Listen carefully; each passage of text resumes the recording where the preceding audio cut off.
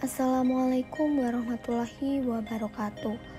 Kami mahasiswa dari Universitas Brawijaya, Fakultas Perikanan dan Ilmu Kelautan, Prodi Manajemen Sumber Daya Perairan. Video ini dibuat untuk menyelesaikan tugas ulangan akhir semester dalam mata kuliah pengantar agribisnis perikanan dengan dosen pengampu Bapak Agus Dwi Sulistiono, SSI MSI. Selanjutnya saya akan memperkenalkan diri.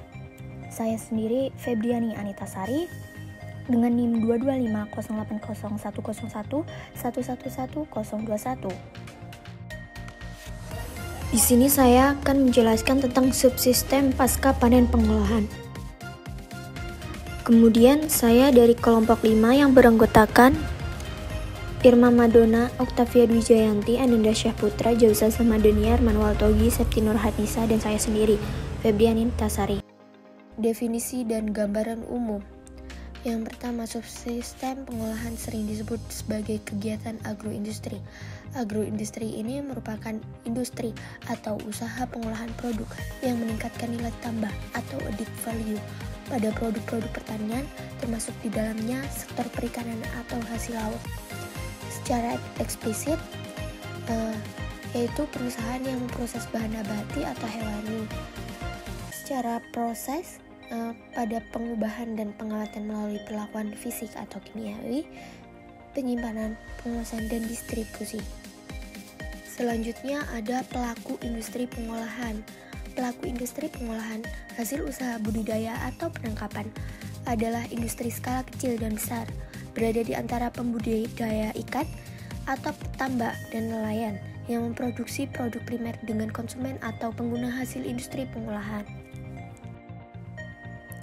Adapun peranan subsistem pengolahan agribisnis perikanan. Subsistem pengolahan agribisnis perikanan ada beberapa hal penting yang harus diperhatikan, yaitu pemilihan bahan, persiapan bahan baku, peralatan dan perlengkapan sesuai dengan persyaratan pemrosesan, memodifikasi produk yang dihasilkan, dimulai dengan pemurnian bahan baku, pencucian, penanganan, dan penyimpanan. Selanjutnya, adapun faktor-faktor yang memengaruhi pengolahan, ada faktor internal, yaitu di faktor internal itu ada bahan baku, tenaga kerja, modal, lokasi usaha, kualitas, manajemen, promosi, penawaran, dan teknologi. Selanjutnya ada faktor eksternal, yaitu ada pemasaran, pesaing, kebijakan pemerintah, dan permintaan. Selanjutnya ada backward linkage, hubungan antar ketergantungan antara perusahaan dalam industri pengolahan dengan perusahaan atau sektor yang berada di hulu terjadi ketika perusahaan pengolahan memerlukan input dari sektor atau perusahaan lain. Peningkatan permintaan kebelakangan yang menghasilkan peningkatan penjualan dan pendapatan bagi produsen input. Selanjutnya adapun karakteristik agroindustri.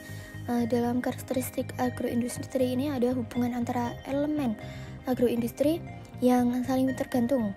Satu, biaya bahan baku sama lain. Yang kedua ada biaya bahan baku.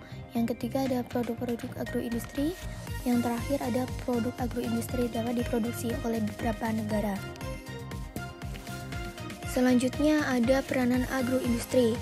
Dalam peranan agroindustri sendiri ini ada yang pertama, satu, untuk mendorong munculnya industri baru. Yang kedua, meningkatkan penerimaan devisa. Yang ketiga, menciptakan lapangan pekerjaan. Yang keempat, memperbaiki pembagian pendapatan. Yang kelima, menciptakan sektor perikanan yang unggul dan tangguh.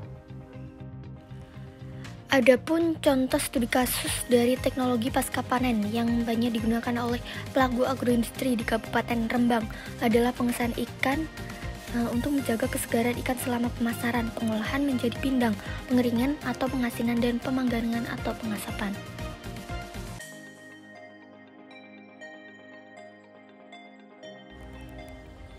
Sekian, terima kasih dari presentasi yang kami jelaskan. Mohon maaf bila ada kesalahan kata. Wassalamualaikum warahmatullahi wabarakatuh. Jangan lupa like, comment, and subscribe ya.